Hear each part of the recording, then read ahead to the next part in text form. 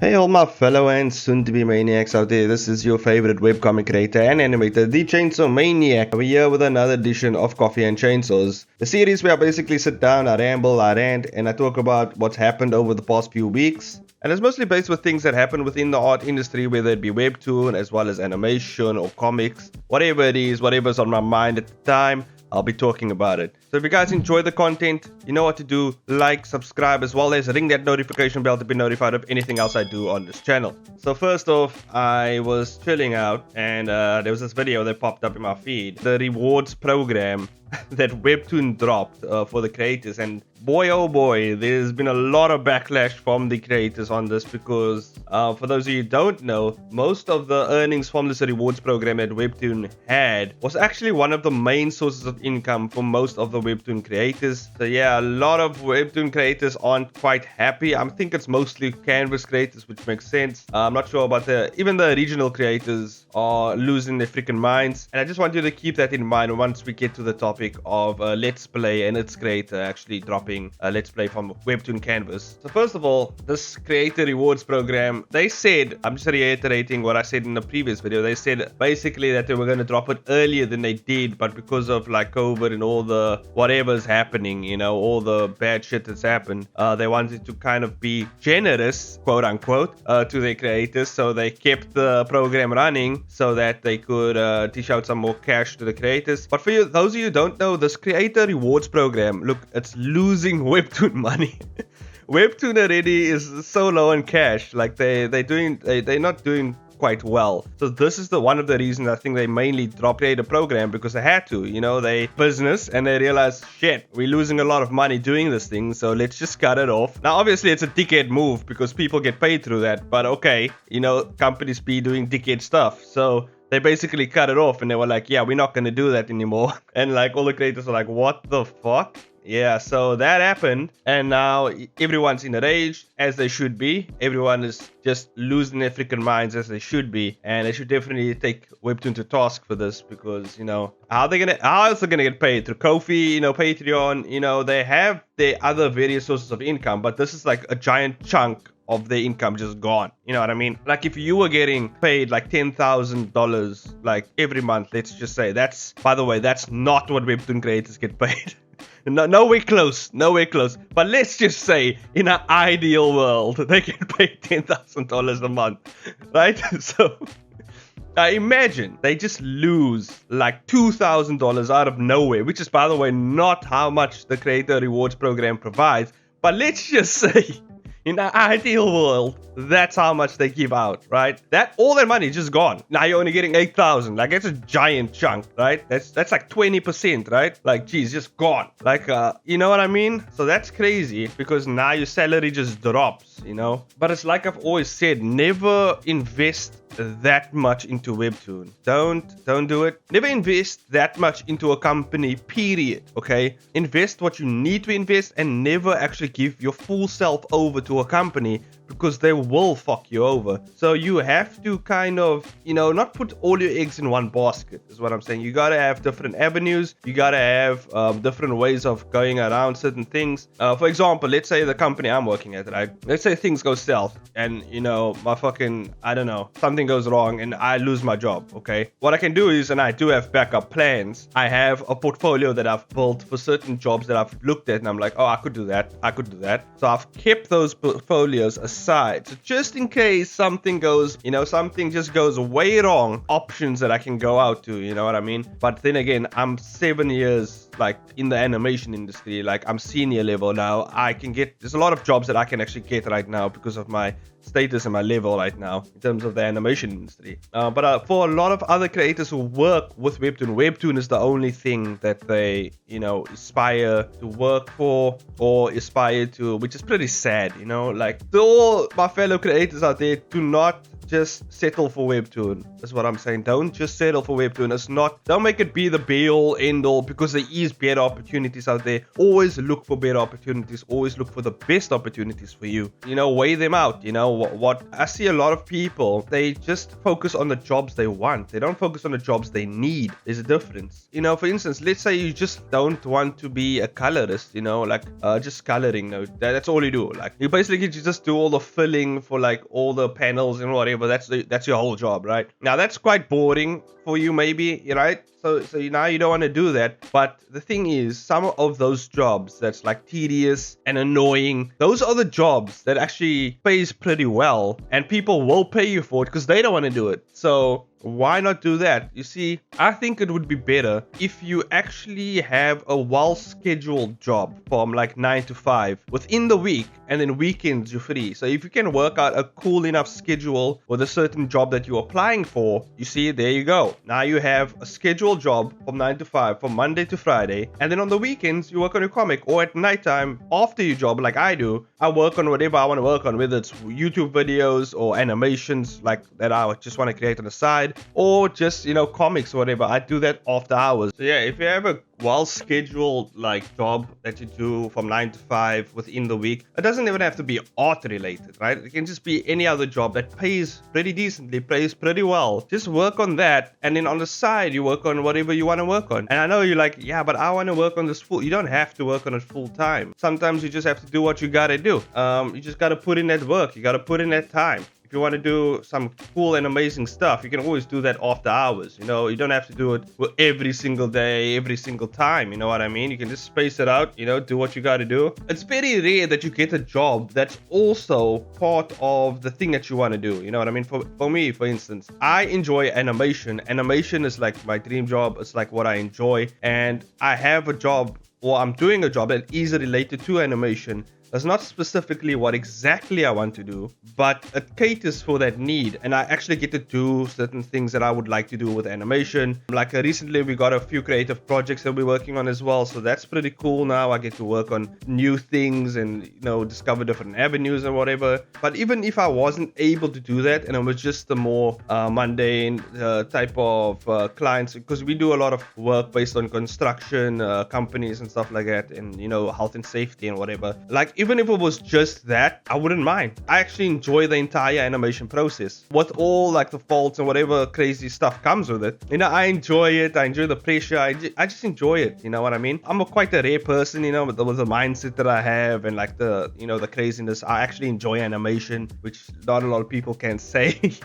Or maybe they just like the end result, but they don't like the whole process of going through all the crazy shit. But me, I like everything about it. So that's just me. You know what I mean? So in a way, I'm getting to do the things that I love for my job. And at the same time, I get to do the stuff I love after I'm done working at my job. So I'm just doing it all the time. So yeah, it's pretty rare to have that scenario. And some people aren't as fortunate. You got to work with what you have, guys. You got to work with what you have. Before this, I did web design. I was freelancing. I did some graphic design stuff. There's a lot of stuff. I was just looking for a job. I didn't care what the job was. I wanted just a job so I can earn a decent living, so that I have a well-scheduled like 9 to 5 job within the week, and then I can always just work on my stuff after working hours. You know what I mean? That's not a problem for me. Sometimes that's just what I have to do. That's something you just have to settle with. You just have to be more patient. Patience is always like a good thing to have. You may not get the thing you need immediately, and I think that's one of the biggest problems with like the generation of today, or whether it's my generation or the younger generation, is they want things like now. They want it now. No, like they don't want to wait for it. They don't want to work for it. They just want it immediately, like now. Like, guys, you're gonna get it. You just gotta wait. You gotta, pace yourself. Figure out the right opportunities. Figure out when exactly you have to strike. You gotta pace yourself through that shit. You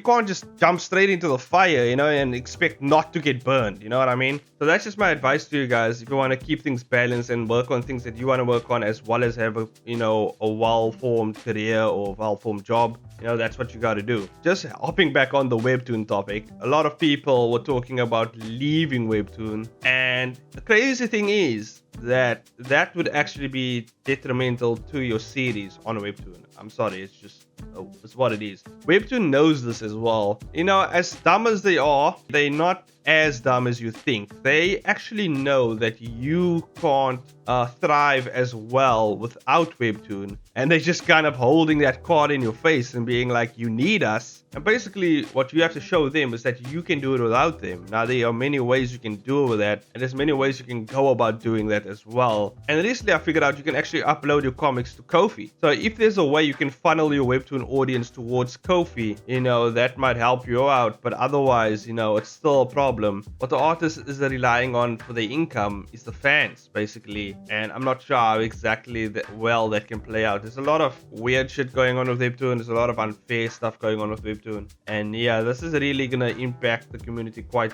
hard. You know what I mean? Me personally, I'm I guess I'm in the community, but I'm not that deep into the community. You know what I mean? Like, if whatever happens to Webtoon happens to Webtoon. I don't make my living from Webtoon. I do everything I do on Webtoon for free, and just to get viewership on my comic. That's all I do. Like, honestly, don't care if they pay me or not. I'm pretty sure I can make more money by not working with them. So so that's what it is. I mean, if they want to pay me, that's fine. They're gonna do some sneaky, sleazy shit where they're gonna make me sign some type of contract, and then that's just gonna fuck me over. So yeah, I might not do I don't know how I would go about doing that, or if I would ever do business with Webtoon. And actually, like, on Discord, we've talked about this with me and my friends, of like starting our own little I guess you could call it a union or something. I don't know.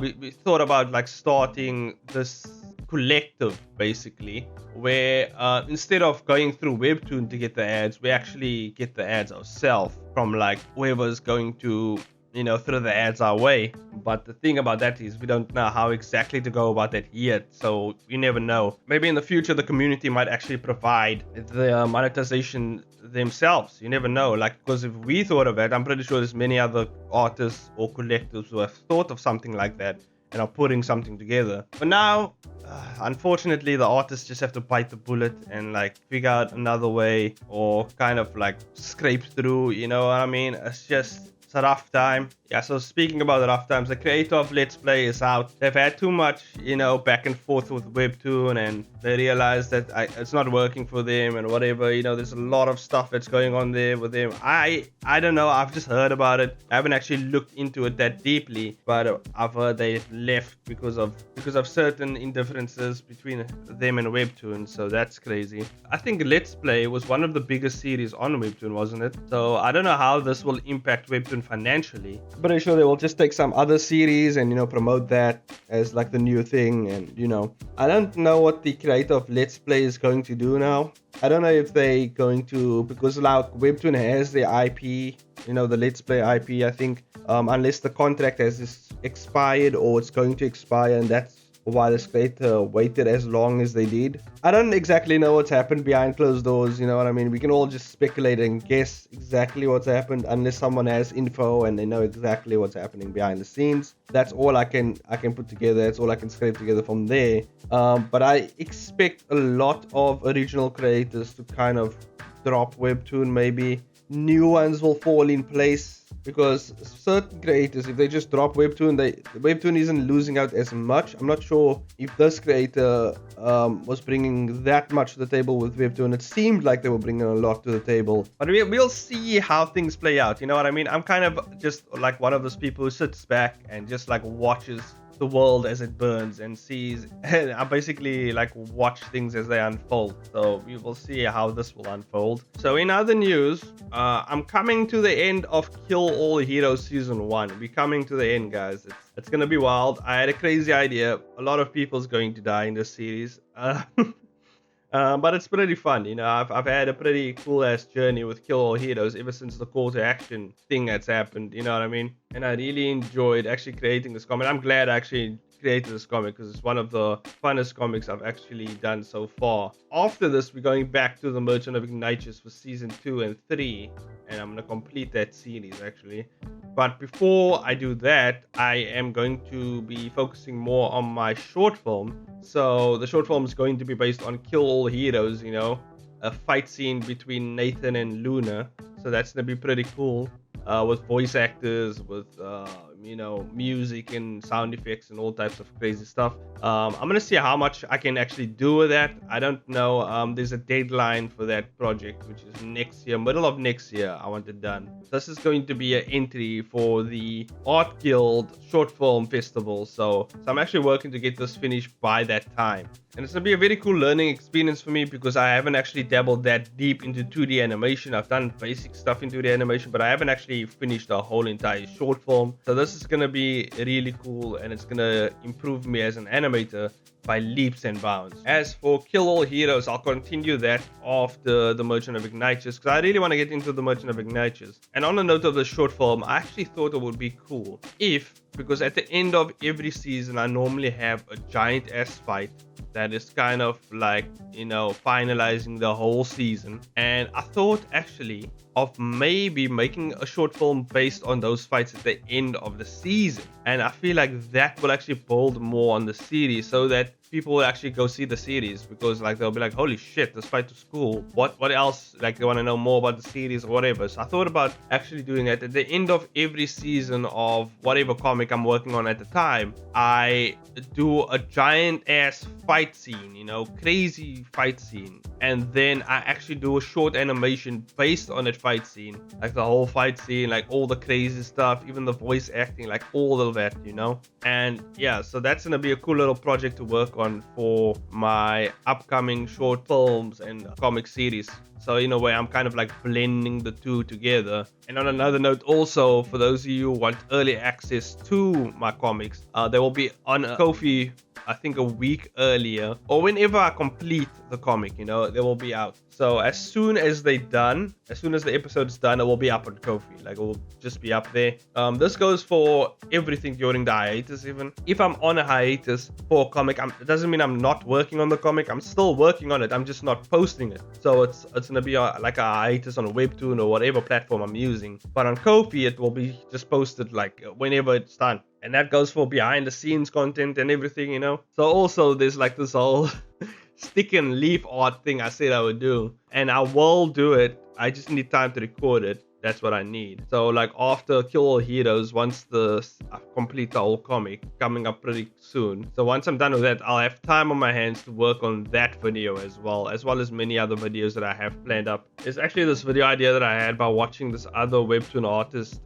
They did a video on how they got in the art industry without an art degree or anything. And I thought it would be cool to actually do a video of my journey into the animation industry. I'm not sure if I actually did a video like that in the past, but I'm pretty sure it'd be cooler to do an updated video now with like a bigger following. I have a better mic, a better setup. I might as well do a new video or update video talking about exactly how I got into the animation industry with barely any qualifications, because like I barely had any qualifications. I did get a certificate or degree, I guess, but it was like a 1 year, certificate. It was barely anything, you know what I mean? But like it was enough to get me into the door. That one thing wasn't actually the thing that got me to the door. It was more so a combination of different things that I did. So when I do that video, I'll be talking about all the crazy stuff that I did to get into the animation industry and and start my journey as an animator. So that'll be pretty cool. I think that's a cool video idea. As for the animation breakdown, I'm actually recording that as of like throughout this whole week. I've been recording animation breakdowns. I just have to piece the video together and then put it out whenever. I know I said I was gonna put it out this week, but obviously things are busy, so I'm not gonna make any promises of putting it out next week or the following week. I'm just gonna let you know that I'm working on it and it will come out whenever it comes out. But if you guys want to support me in everything that I do, I have a Ko-fi. There's various other social medias you can check up. I mean, if you guys want to keep up with my short film and exactly how things are going in there, you can check me out on Ko-fi and you can see the behind the scenes and how I do certain things, as well as I will actually be dropping like asset packs for like the backgrounds I do for my comics and stuff like that. So you can actually like go through them. You can even use the backgrounds. I really don't care. You can use the backgrounds as long as you credit me, because if you don't credit me and I catch you using my backgrounds, I'm coming after you. But those are fine. You can use those how you want. Just make sure you change it up a bit so it doesn't look exactly like the backgrounds I use. You know what I mean? Or you can even, you can credit me as well. That's fine. As long as you credit me, you can use those backgrounds and those assets as well. So I think that's about it for this video. I hope you guys enjoyed it, and I'll see you guys in the next one. Bye bye now.